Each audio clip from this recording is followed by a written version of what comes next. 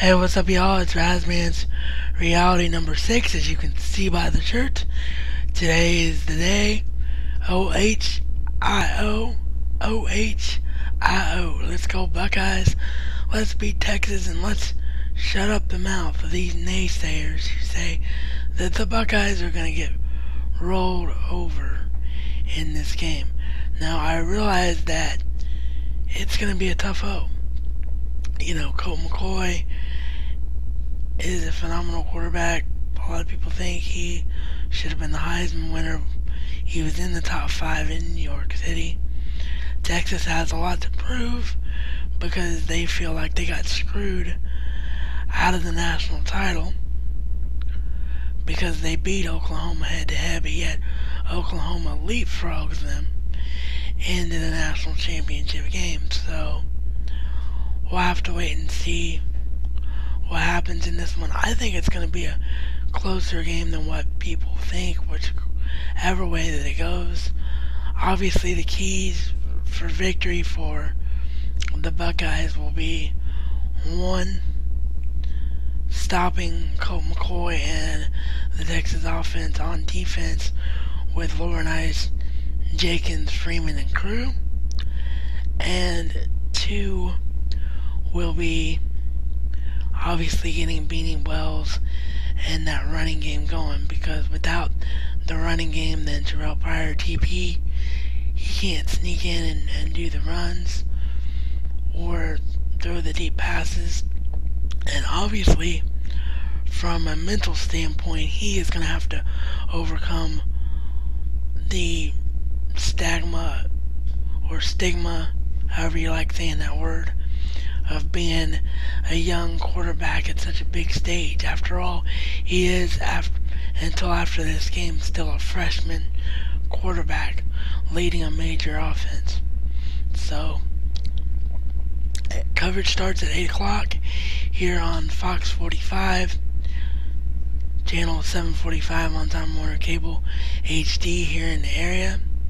Don't know about DirecTV or Dish Network, but I'm sure you can check your local listings if you're in Ohio. And if you're somewhere else in the world, just check out Fox 820 kickoff for that game. Coverage starts at 8 o'clock. Make sure you check it out.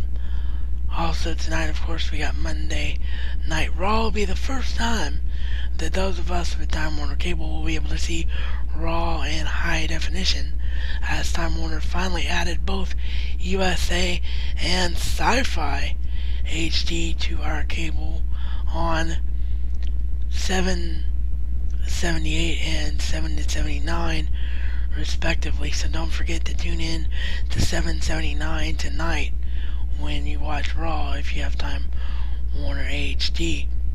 Now, the playoffs yesterday, I went 50-50 because my worst fears were realized. And I say worst fears because as a Bengals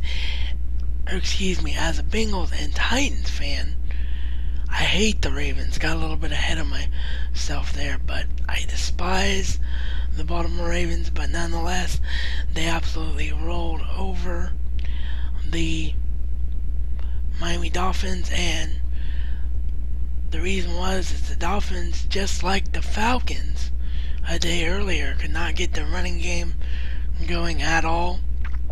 And Chad Pennington, for the first time all year long, looked like the Chad Pennington that was a New York Jet. In other words, he was making mistakes. He threw, I think, 4 picks, if my memory serves right. And so the Ravens were just all over the Dolphins in that game. And Joe Flacco has something over Matt Ryan now, because he was able to stay poised in a playoff game. So we'll have to wait and see how far the Ravens can get. Hopefully not very far, because they go and meet the Titans next week. We'll talk about that when the time comes. But who will the other wildcard team be that moves on to next week? As I said, I went 50-50 as the Eagles did beat the Vikings. This one was close, 16-14 for a very long time in this game. And it wasn't until the fourth quarter that the Eagles really took complete control and dominated. Mostly through a pick by, I believe it was Brian Dawkins. Although it could have been Asante Samuel. Like I said, I'm doing this from memory,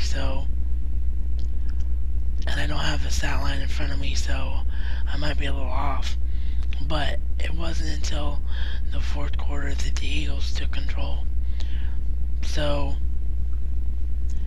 next week in the AFC divisional games, you've got the Titans against the Ravens and the Steelers against the Chargers.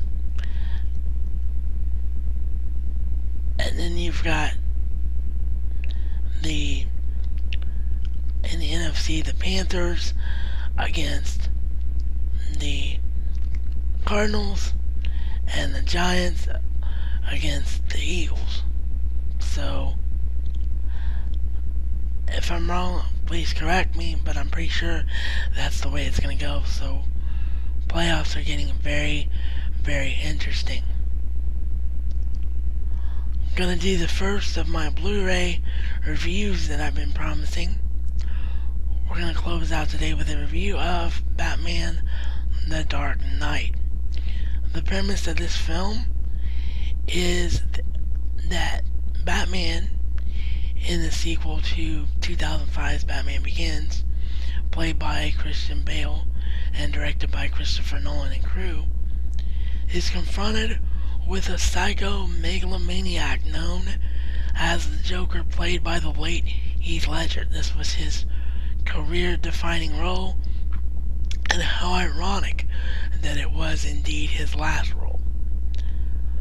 I don't want to give the plot line of the film away, but this is an absolutely must-see film with iconic characters like the Scarecrow making an innuendo an appearance through a follower. You of course have the Joker, and you have Two-Face Harvey Dent. So, if you have not seen this movie, I highly, highly recommend it. Let me know here, my audience, let me know if you want me to actually say the plotline or you'd rather wait to see the movie. As far as bonus features on Blu-ray, as that of course is one of the selling features for a Blu-ray disc is bonus features, you have tremendous things such as 5 featurettes on the making of the film by Christopher Nolan and crew. On disc 2 you have the specials Batman Tech, which show that as outrageous as Batman's equipment may seem at times, it's actually getting closer to fruition that someone could be Batman through real life things.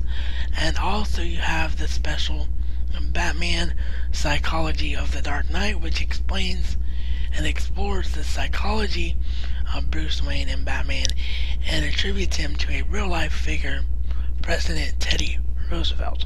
So that's really cool. And you also have, among other things, one of my favorite bonus features I've ever seen, which is Gotham Tonight episodes. The news program that was featured in The Dark Knight actually has news episodes on this too. So that's really funny to watch. I highly, highly recommend Batman The Dark Knight, hopefully on Blu-ray, because it's definitely an experience that accentuates the movie. But if you don't have Blu-ray, get the DVD. It's a great movie to watch. With that, that's all my time for today. So remember to comment, rate, subscribe. This is reality according to the RazMan and RazMan style. It's not just a catchphrase, but a way of life.